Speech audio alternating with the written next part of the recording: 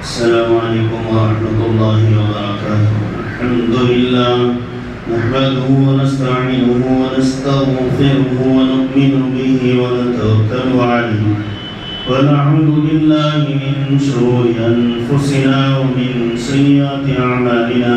من يهده الله فلا مضل له ومن يضلل فلا هادي له. ونشهد أن لا إله إلا الله وحده لا شريك له. ونشهد أن سيدنا وسندنا ومولانا محمدا عبده ورسوله أرسله بالحق بشيرا ونذيرا بين يدي الساعة وداعيا إلى الله بإذنه سراجا منيرا. وسلم تسليما كثيرا كثيرا. أما بعد فأعوذ بالله من الشيطان الرجيم. بسم الله الرحمن الرحيم.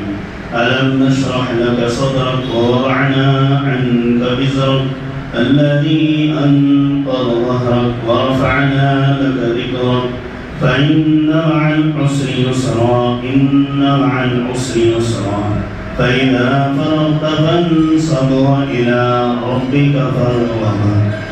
صدق الله العظيم. محترم سامعین کرام، عزیز ساتھیوں اور نوجوانان ملت، آپ کے سامنے تذکرہ خیر رسول عربی محمد رسول اللہ صلی اللہ علیہ وسلم چل رہا تھا. آپ کی خاندانی شرافت اور بزرگی اور آپ کا اعزاز و اکرام دنیا میں رہتی دنیا تک اور انسان بندہ مومن کے مر جانے کے بعد آپ کو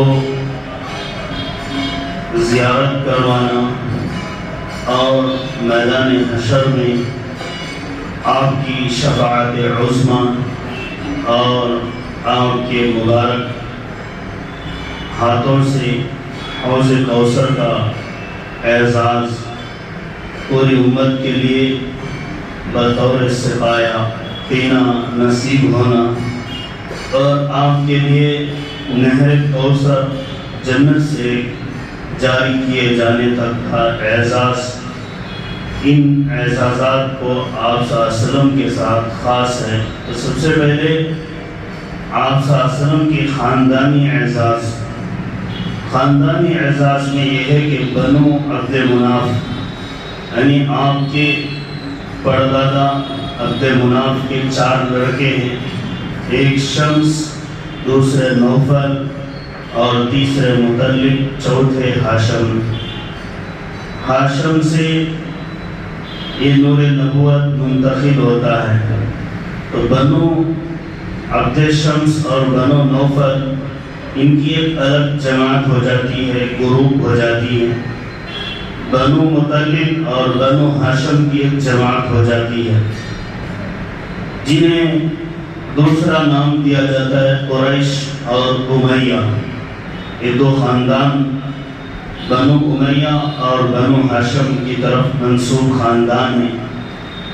تو اموی خاندان رسول اللہ صلی اللہ علیہ وسلم کے چچیرے رشتہ دار ہوتے ہیں اور قریشی آپ صلی اللہ علیہ وسلم کے سگے رشتہ دار ہوتے ہیں. بنو امیہ مالی حیثیت میں بڑے اعلیٰ رہتے ہیں. بنو عبد شمس اور بنو عبد نوفل یہ دونوں کے اولاد جو ہے اچھے مالدار اور خوب کشائش معاشی حالات اچھے ہوتے ہیں ان کے. لیکن اللہ تبارک و تعالیٰ بنو مطلب اور بنو ہاشم میں ہی سرداری چلاتا ہے. سرداری کے حساب سے قریش کا لقب اللہ تبارک و تعالیٰ کی طرف سے خاندان اسماعیل میں سے حضرت ہاشم اور حضرت عبد المطلب، پھر ابو طالب، پھر سرکار دو عالم صلی اللہ علیہ وسلم، ان کے سارے خاندان کو قریش کہا جاتا ہے. عربی زبان میں قریش کہتے ہیں بانٹنے والا، کاٹنے والا. مطلب یہ ہے کہ روٹیوں کو کاٹ کر خیرات کرنے والا. اسی لیے اللہ نے قرآن میں ان کا نام لیا لإیلاف قریش. ہم نے قریش کو محبت اور مانوس کر دیا گرمی اور سردی کے سفر سے. ایلافہم رحلۃ الشتاء والصیف. پھر قریش کو اللہ نے دو ذمہ داریاں دی. فلیعبدوا رب ھذا البیت کہ وہ رب کے گھر بیت اللہ کی حفاظت کریں. قریش میں بنو مطلب اور بنو ہاشمی کے ذمے کھلانا پلانا خدمت کرنا بیت اللہ کی حفاظت کرنا یہ ذمہ داریاں اللہ نے حضرت اسماعیل علیہ السلام اور حضرت ابراہیم علیہ السلام کو دی تھی. خود قرآن میں اللہ نے اس کا تذکرہ کیا تھا للطائفین والعاکفین والرکع السجود. طہر بیتی للطائفین میرے گھر کو پاک صاف رکھو طواف کرنے والوں کے لیے رکوع اور سجدہ کرنے والوں کے لیے. یہی خدمات قریش کو بھی دی گئی تھی. ایک قریش میں ہاشم کے 12 لڑکے تھے اور بیت اللہ کی 12 ذمہ داریاں ان 12 لڑکوں میں تھی. کہ کسی کو پلانے کی ذمہ داری تھی, زمزم پانی پلانے کی ذمہ داری تھی. کسی کو بیت اللہ کی صفائی کی ذمہ داری تھی. کسی کو جو ہے بیت اللہ کی نگرانی کی ذمہ داری تھی. کسی کو جو ہے آنے والے حجاج کے راستہ بتانا اور ان کے لیے حج کے ارکان و افعال پورے کرانے کی ذمہ داری تھی, سلانا. پھر بہت سے لوگ خدمت میں آگے رہتے تھے جو قریش کے چھوٹے قبائل ہوتے تھے, ان کو چھوٹی چھوٹی ذمہ داریاں دی گئی تھی. تو بڑی بڑی ذمہ داریاں قریشی کے ذمہ تھی. تو یہ ذمہ داریاں بعد میں بھی قریشی میں ہیں. اور بیت اللہ کی چابی یہ بھی قریشی کے ذمہ تھی. اور بیت اللہ کی حفاظت کے وعدے بھی اللہ نے قریشی کے ساتھ منطبق کیے تھے. اسی لیے اللہ نے فرمایا فَلْيَعْبُدُوا رَبَّ هَذَا الْبَيْتِ. پھر فرمایا کہ بیت اللہ کے اطراف رہنے والوں کو اللہ نے امن دیا تھا. الَّذِي أَطْعَمَهُم مِّن جُوعٍ وَآمَنَهُم مِّن خَوْفٍ. اللہ تعالیٰ ان کو دشمن کے خوف سے محفوظ رکھا تھا جو نبی صلی اللہ علیہ وسلم کا خاندان تھا. پھر فرمایا بھوک سے اور قحط سے محفوظ رکھا تھا. قحط سے محفوظ رکھا تھا اور دشمن سے معمون رکھا تھا. یہ تو بہت بڑی بات ہے کہ اللہ کی طرف سے کسی قوم کو قحط بھی نہ آئے اور دشمن سے بھی حفاظت ہو جائے تو بہت بڑی بات ہے. آئے دن دشمنوں کے سر ناچ رہے ہیں, منڈلا رہے ہیں, اور اس حال میں کسی قوم کو اللہ تبارک و تعالیٰ دشمن سے حفاظت کر دے اور اسے بھوکا پیاسا بھی نہ رکھے, آسودہ رکھے. اللہ نے یہ وعدے پورے کیے. رسول اللہ صلی اللہ علیہ وسلم کے خاندانی اعزاز میں یہ تھا کہ آپ کے گھرانے میں سے کوئی ایک سردار منتخب ہوتا تھا جو قریش کا سردار اعلیٰ ہوتا تھا, اور پورے قریش کے قبائل کا سردار اعلیٰ اسے تسلیم کیا جاتا تھا. یہ سردار والی کرسی حضرت عبد المطلب خواجہ عبد المطلب کو ملی تھی. اور اس وقت حضور اکرم صلی اللہ علیہ وسلم نونہال تھے, 4-5 سال کی عمر کے لڑکپن کی حالت میں تھے. تو اس وقت قریش کے جتنے سردار اور آپ کے جتنے چچا تھے کوئی مشورے میں یا کسی ضرورت کے لیے اپنے والد یا اپنے دادا کے پاس جا کر درخواست کرتے تو باادب ہو کر دور سے بات کرتے.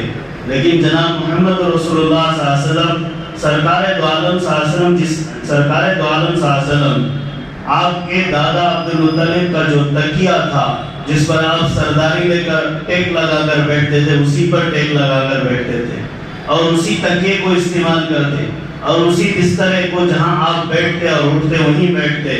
تو سارے سردار منع کرتے, آپ کے سارے چچا کہتے کہ یہ تو سردار اعلیٰ کی جگہ ہے, یہاں نہیں جانا ہے, اعزاز کے طور پر منع کرتے.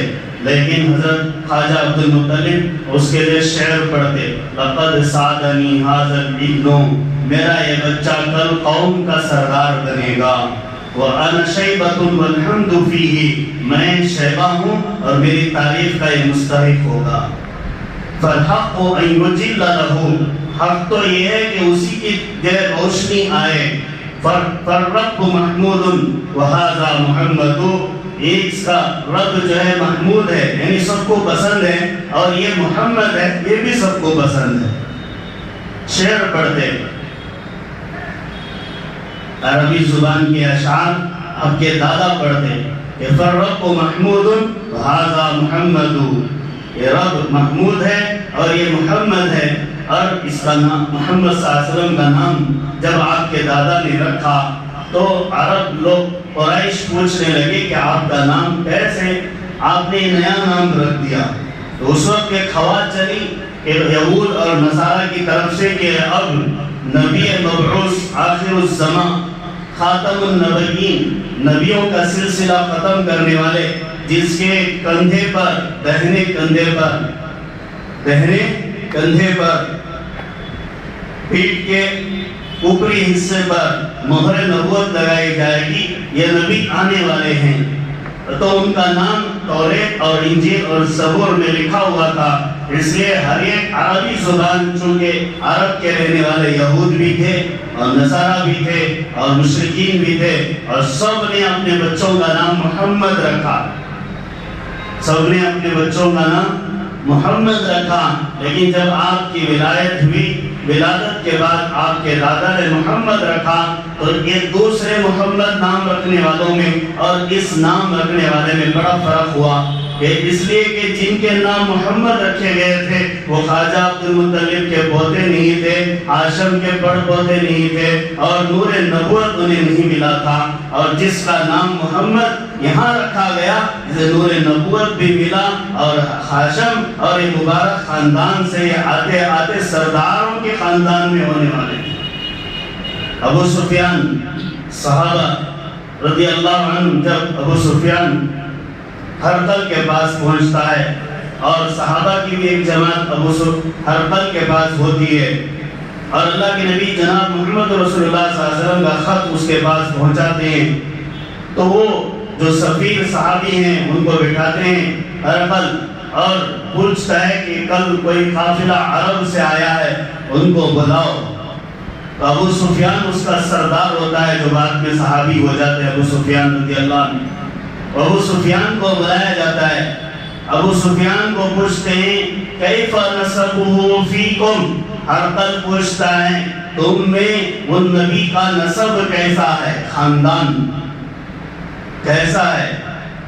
وہو فینا ذو نسب، ابو سفیان کہتے ہیں وہ ہمارے میں بڑے خاندان والا ہے، عزت و شرف، مرتبہ، رتبہ، دبدبہ، رعب، ہر اعتبار سے اعلیٰ لوگوں میں پیدا ہوا ہے.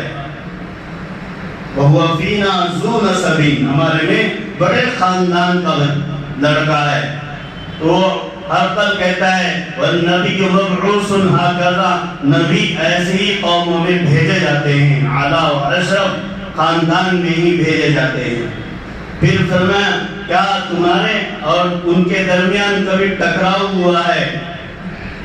تو ابو سفیان کہتا ہے درء فی درء، کبھی ان کا ڈول بھر جاتا ہے، کبھی ہمارا ڈول بھر جاتا ہے. یعنی کبھی وہ جنگ جیت جاتے ہیں، کبھی ہم جنگ جیت جاتے ہیں، کبھی وہ ہار جاتے ہیں. تو ہرقل کہتا ہے کہ ہاں، نبیوں کے ساتھ اللہ اسی طرح کا معاملہ کرتا ہے کہ وہ جنگ جیتتے ہیں اللہ تعالیٰ کی مدد سے اور ہارتے ہیں آزمائش سے.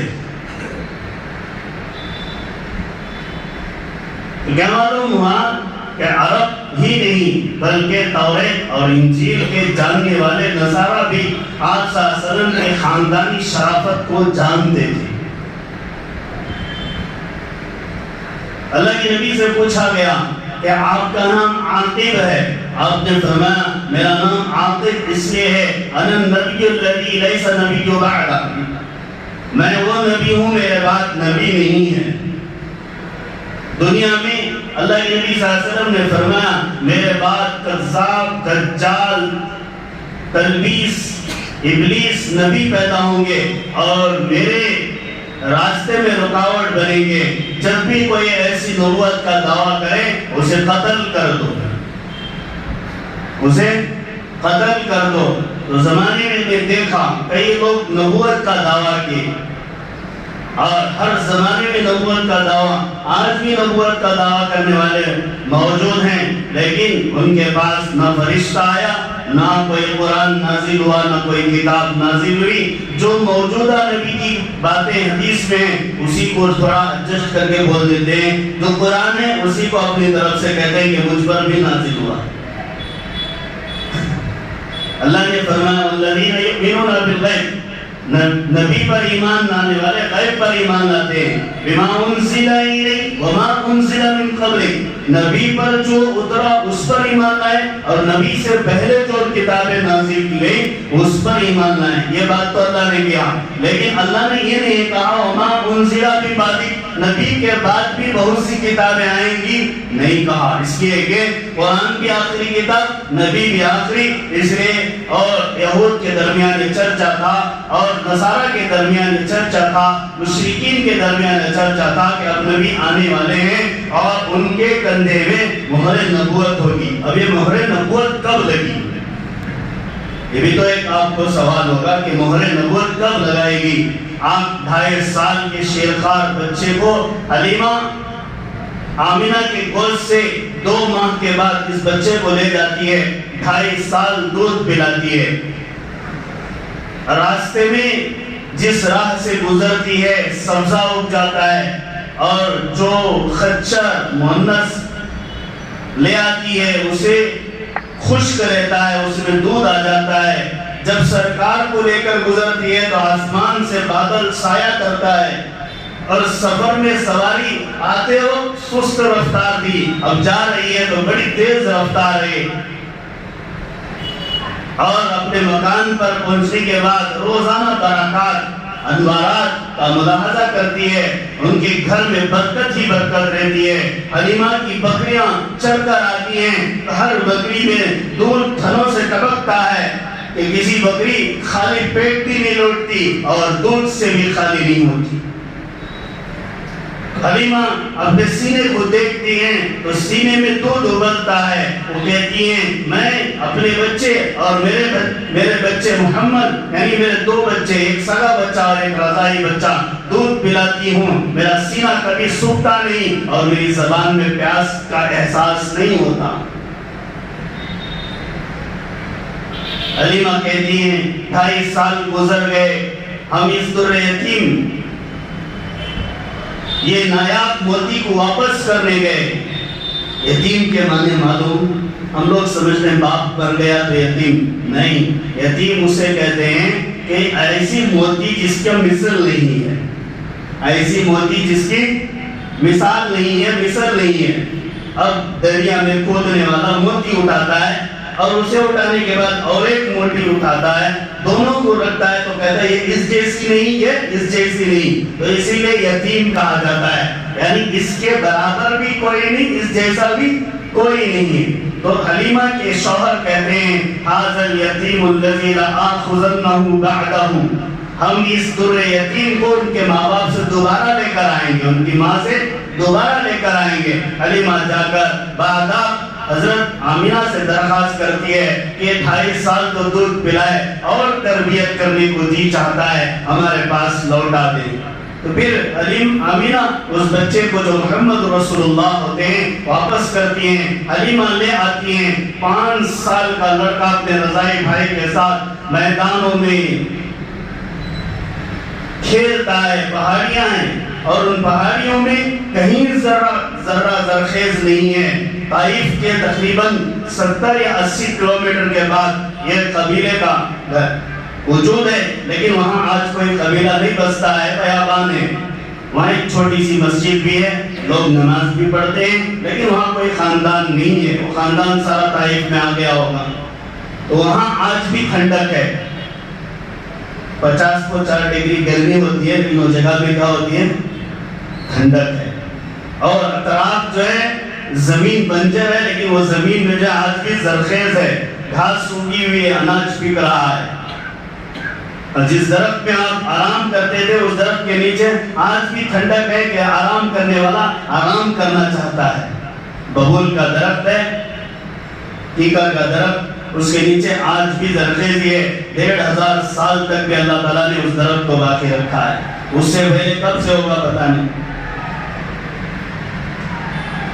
تو حلیمہ اس بچے کے ساتھ اپنے بچے کو اللہ کے نبی کے ساتھ چھوڑ دیتے ہیں، کھیلتے کھیلتے رہتے ہیں کہ اسی میدان میں جبرائیل اور میکائیل بڑا خوبصورت سفید لباس پہن کر آتے ہیں، اور آنے کے بعد جناب محمد رسول اللہ صلی اللہ علیہ وسلم کو لٹاتے ہیں، آسمان سے برف والا پانی لے آتے ہیں، پہلے من ماء ثلج، برف والے پانی لے آتے ہیں اور آپ کو لٹاتے ہیں، آپ کے پیٹ سے سینے کو چاک کرتے ہیں، آپ کے دل کو نکالتے ہیں، دو گندے خون کو نکال کر زمین پر پھینک دیتے ہیں اور کہتے ہیں یہ شیطان کی طرف سے آنے والے حملے ہیں، پھر اس سینے کو بند کر دیتے ہیں اور ٹاک لگا کر چلے جاتے ہیں، اور جو بھائی ان کے رضائی ہوتے ہیں وہ دوڑ کر ماں سے کہتے ہیں کہ ہمارے بھائی محمد کو کچھ ہو گیا، وہ بے ہوش سا ہو گئے ہیں۔ ان کے شوہر اور حلیمہ گھبرائے ہیں، آپ جاگے ہوئے رہتے ہیں، خوشی سے رہتے ہیں، تو کہتے ہیں بیٹا کیا ہوا؟ لیکن آپ کا نورانی چہرہ تھوڑا فوق پڑ جائے اور چہرے میں تھوڑی دھنداہٹ آ چکی ہوتی ہے، اتنا بڑا کام ہوا ہے۔ اسی وقت جبرائیل اور میکائیل آپ کے کندھے پر مہر نبوت کو ثبت کرتے ہیں، یہاں سے دو چیزیں نکالتے ہیں اور یہاں مہر نبوت کو لگاتے ہیں۔ مہر نبوت کیا ہے؟ مہر نبوت بھی ہے کہ گوشت ہے، اور گوشت کے اوپر کچھ بال، اور ان بالوں کے درمیان کلمہ لا الہ الا اللہ محمد رسول اللہ۔ صحابی رسول ایک دفعہ اللہ کے نبی کے سامنے، اللہ کے نبی کہتے ہیں کہ مجھ سے کوئی بدلہ لینا چاہے لے لو، میں حاضر ہوں، میرے سے کوئی لین دین ہے تو پورا کر لو، میں حاضر ہوں۔ صحابہ کھڑے بیٹھے خاموش رہتے ہیں کہ ایسا مجمع اللہ کے نبی سے کیسے بدلہ لے گا جو سب کا محسن ہے۔ ایک صحابی کھڑے ہو کر کہتے ہیں اللہ کے نبی میں آپ سے بدلہ لوں گا، میں آپ سے بدلہ لوں گا۔ اللہ کے نبی کہتے ہیں لے لو۔ وہ صحابی کہتے ہیں آپ کے بدن پر کپڑے نہ ہوں، اس لیے کہ آپ نے جب مجھے مارا تھا تو میری پیٹ خالی تھی، آپ کی بھی پیٹ خالی ہو، آپ بھی چادر سے بھرے ہوں۔ اللہ کے نبی صلی اللہ علیہ وسلم چادر کھول دیتے ہیں، وہ صحابی لپک کر مہر نبوت کو چومتے ہیں اور کہتے ہیں کہ برسوں سے میری خواہش تھی کہ مہر نبوت کو چوموں۔ ما كان محمد ابا احد من رجالكم ولكن رسول الله وخاتم النبيين۔ اللہ کہتا ہے محمد تم میں سے کسی کا باپ نہیں ہے، لیکن وہ اللہ کا رسول ہے اور خاتم النبیین ہے، نبیوں کے سلسلے کو مہر لگا کر ختم کی گئی ہے، آپ کا ختم کر دیا گیا۔ بس یہ یوں سمجھو ایک جماعت آ رہی ہے، اس کا پہلا سردار آیا، اس کا استقبال ہوا، دوسرا سردار آیا، استقبال ہوا، سرداروں کا سردار آ گیا، استقبال ہو گیا، اب کوئی اور آنے والا نہیں ہے، اس لیے استقبال بھی نہیں ہے، استقبال بھی نہیں ہے۔ کس کس کا ویلکم کریں گے؟ اللہ تبارک و تعالیٰ نے دنیا میں 1,24,000 انبیاء بھیج دیے اور ان کا سردار بھی بھیج دیا تو بات ختم ہو گئی۔ خاندانی اعزاز میں اللہ تبارک و تعالیٰ نے آپ کو یہ دیا کہ آپ اپنے دادا کے مسند پر بیٹھتے اور کھیلتے۔ جب آپ کا سفر ہوا حضرت ابوبکر صدیق کے ساتھ پہلا سفر تجارت کا، تو بحیرہ نامی راہب نے دیکھا کہ اس درخت کے نیچے آپ آرام فرما رہے ہیں، جس درخت کے نیچے نبی آرام کرتے ہیں، اور اس نے حضرت ابوبکر صدیق سے کہا کہ یہ کون ہے؟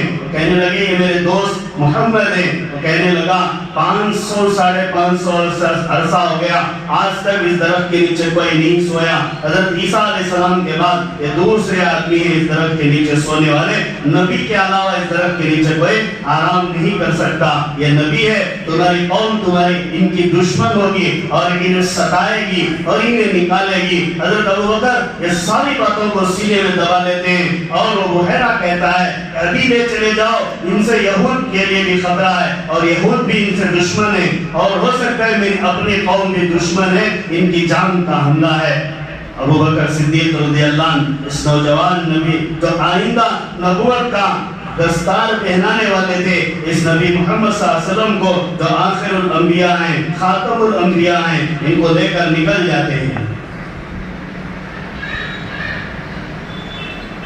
پھر دوسرا سفر ہوتا ہے، دوسرے سفر میں بھی سفر کے حالات اور رودات بڑے پیارے ہیں، وہ نکل کر تجارت ہوتی ہے، نفع سے بھرپور حضرت خدیجہ کا مال لے کر واپس کرتے ہیں۔ حضرت خدیجہ منگنی کر دیتی ہے کہ 25 سال کا نوجوان 40 سال کی عورت سے نکاح کرنا۔ خدیجہ کہتی ہیں میں اس نوجوان کی عزت اور قدر، اس کا مرتبہ، اس کے اخلاق، اس کے خاندانی شرافت سے متاثر ہوتی ہوں، اس لیے میں نکاح طلب کرتی ہوں۔ حضرت خواجہ ابو طالب جو آپ کے چچا ہیں وہ نکاح پڑھاتے ہیں اور نکاح میں یہ کہتے ہیں میرا یہ بھتیجا خوبصورت ہے، خوبصورت ہے، با اخلاق ہے، کسی نے اسے کچھ نہیں کہا، اس نے کسی کو کچھ نہ کہا، نہ جھوٹا ہے، کبھی اس کی زبان سے جھوٹ نہیں نکلا، یہ امانت دار ہے۔ یہ سب اعلیٰ صفات کے ساتھ میرے بھتیجے کے پاس ایک چیز نہیں ہے کہ اس کے پاس مال نہیں ہے، بس سب ہے۔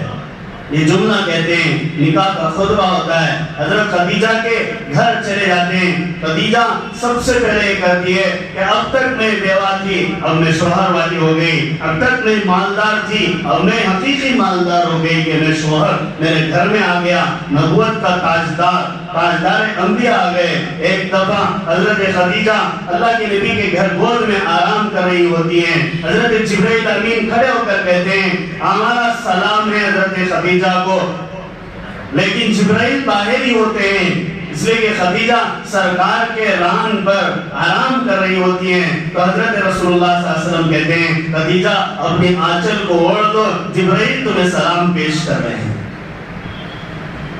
اللہ نے اعزاز دیا ایک اس لیے کہ حضرت خدیجہ نے اپنی جان بھی دی اور مال بھی دیا اور قربان ہو گئی، نثار ہو گئی، اور اللہ نے حضرت خدیجہ ہی کے ذریعے آپ کو اولاد بھی دی، حضرت خدیجہ ہی کے ذریعے آپ کو اولاد دی۔ جتنی لڑکیاں لڑکے آپ کے ہوئے، رقیہ، ام کلثوم، زینب، فاطمہ، طیب، طاہر، عبداللہ، جتنے لڑکے پیدا ہوئے یہ سب اللہ کے نبی کی اولاد، آپ صلی اللہ علیہ وسلم کی اولاد حضرت خدیجہ ہی کے پیٹ سے ہوئی۔ آپ کی نرینہ اولاد مرد بچوں کا انتقال ہونے لگ گیا۔ کعب بن اشرف یہودی مدینے میں آیا اور مدینہ آ کر کہنے لگا، مدینے سے آیا اور مکے میں آ کر کہنے لگا کہ مشرکین کے درمیان یہ چرچا تھا کہ محمد صلی اللہ علیہ وسلم کی اولاد پیدر پہ دنیا سے رحلت کر رہی ہے، انتقال کر جا رہی ہے، اس لیے محمد ابتر ہو گیا۔ ابتر کے معنی اس کی نسل آگے نہیں چلے گی، اس کا خاندان آگے نہیں چلے گا، مرد بچوں سے خاندان چلتا ہے۔ اس طرح کے تانے دینے لگے۔ سرکار دو عالم صلی اللہ علیہ وسلم بڑے افسردہ تھے، سجدے کی حالت میں آپ پر وحی نازل ہوئی، اور وحی کیا نازل ہوئی؟ سورہ کوثر نازل ہوئی، اِنَّا أَعْطَيْنَاكَ الْكَوْثَرَ فَصَلِّ لِرَبِّكَ وَانْحَرْ إِنَّ شَانِئَكَ هُوَ الْأَبْتَرُ۔ اے نبی پاک ہم نے آپ کو کوثر جیسا ہاؤس دیا ہے۔ پھر فرمایا ان نشانیاں کا ہوا لگتا ہے تمہارا دشمن خود تم بریدہ ہے۔ پھر فرمایا فصلی لربک وانحر، اپنے رب کے نام سجدہ کیجئے اور قربانی نذرانے کے طور پر پیش کیجئے۔ نسل سے حوض کو کیا تعلق ہے؟ نسل سے حوض کو کیا تعلق ہے؟ اللہ نے دوسرے سورے میں بیان فرمایا الم نشرح لک صدرک، ہم نے آپ کے سینے کو اطمینان نہیں بخشا، وَوَضَعْنَا عَنْكَ وِزْرَكَ، دشمنوں کی طرف سے 1000 سے تانے آئے، ہم نے اسے اٹھا کے تو نہیں رکھے۔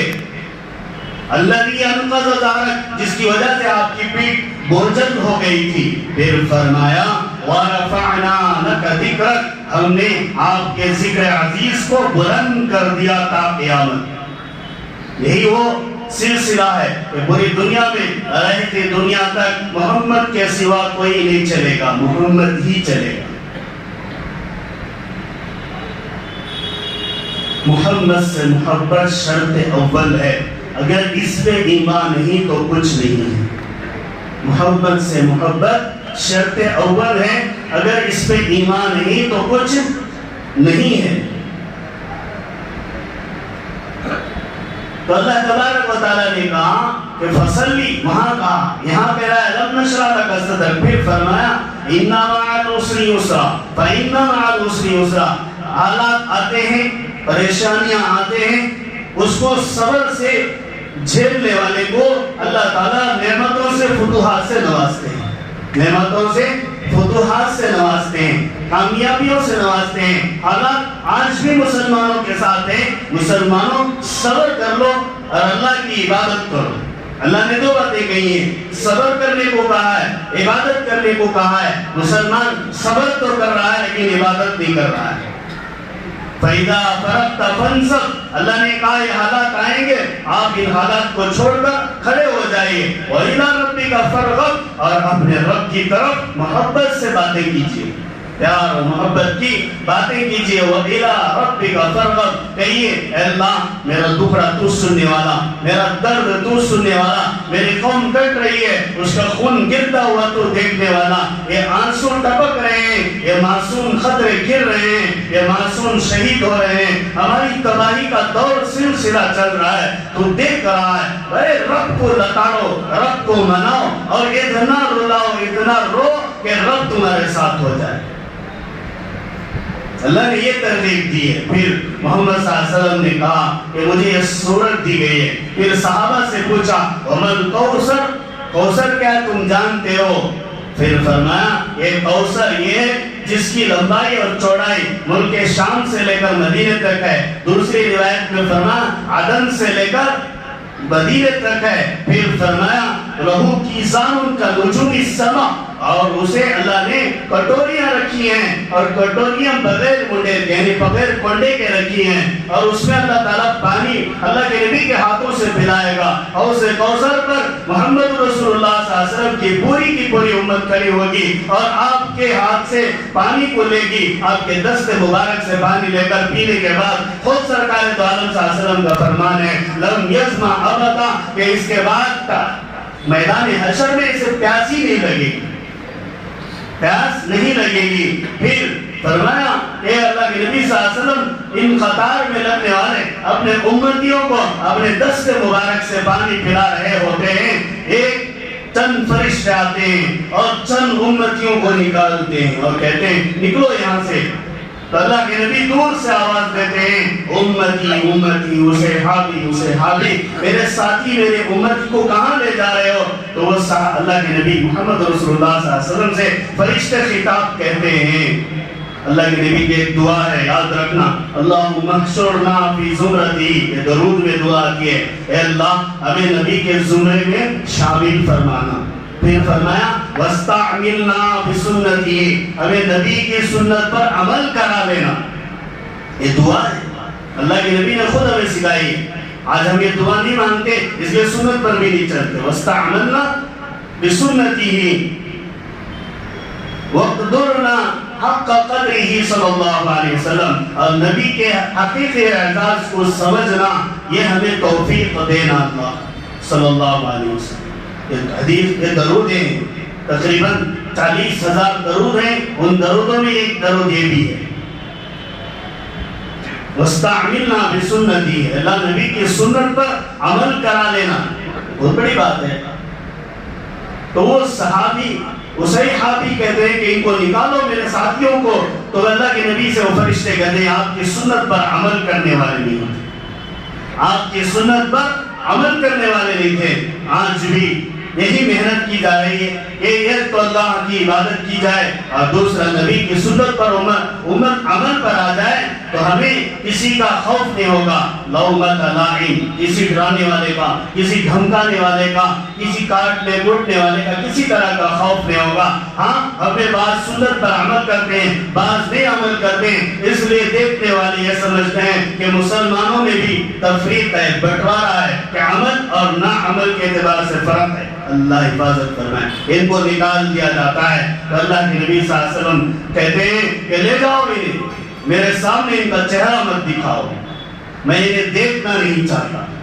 جس امت کے لیے اللہ کے نبی صلی اللہ علیہ وسلم نے ترسا، رویا، گر گڑایا، راتیں کاٹ دی، تہجد کے 8 رکعت نہیں 8 سے لے کر آپ صلی اللہ علیہ وسلم نے 40 رکعت تک نماز پڑھی اور پڑھنے کے بعد صرف یہی دعا کی اللہ میری امت کا کیا ہوگا. اس امت کی شفاعت کے لیے آپ کو اللہ تعالیٰ قیامت کے دن سب سے بڑا اعزاز نوازے گا، اور اعزاز کیا ہے؟ مقام محمود دے گا، مقام محمود دے گا۔ ربنا وآتنا ما وعدتنا علی رسولک، اے اللہ ہمارے رسول صلی اللہ علیہ وسلم کو اپنا وعدہ پورا فرماتے ہوئے مقام محمود عطا فرمانا۔ مقام محمود الذی وعدتا، ہم روزانہ دعا کرتے ہیں، اے اللہ تو نے اپنا وعدہ کیا ہے، میرے آقا، میرے حبیب، میرے سرکار کو مقام محمود دے گا۔ مقام محمود کیا ہے؟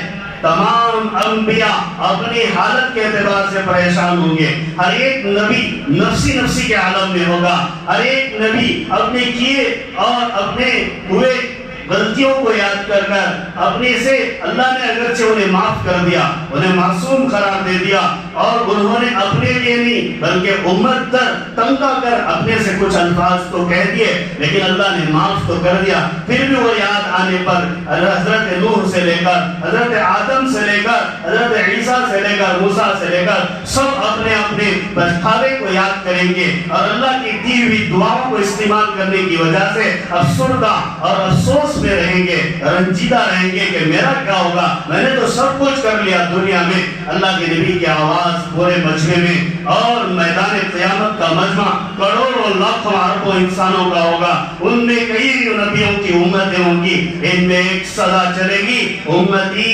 امتی امتی، میری امت کہاں ہے، اس کا کیا ہوگا؟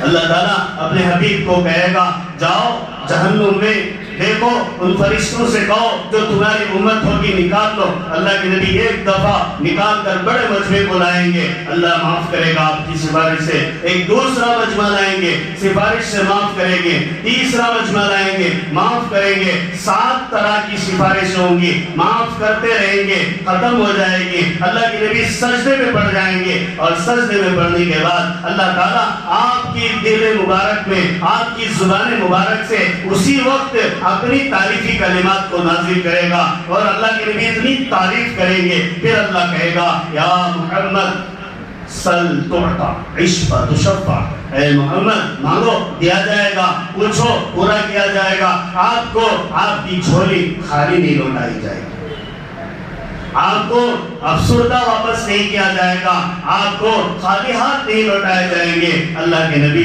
پھر سفارش کریں گے، بڑے سے بڑے طبقے جنت میں جاتے رہیں گے، پھر آخر میں اللہ تعالیٰ کہے گا آپ کی سفارشیں مکمل ہو گئی، آپ کے سوالات پورے ہو گئے۔ اللہ کہے گا میرے بھی عنایات اور الطاف کو دیکھو، وہ امت جس نے کبھی عمل نہیں کیا، وہ امت جس نے آپ کو پہچانا نہیں، آپ کو جانا نہیں، آپ کی زندگی کو اپنی زندگی میں لایا نہیں، ایسی بھی آپ کی امت میرے بندے ہیں، میں ان کو جہنم سے نکالوں گا۔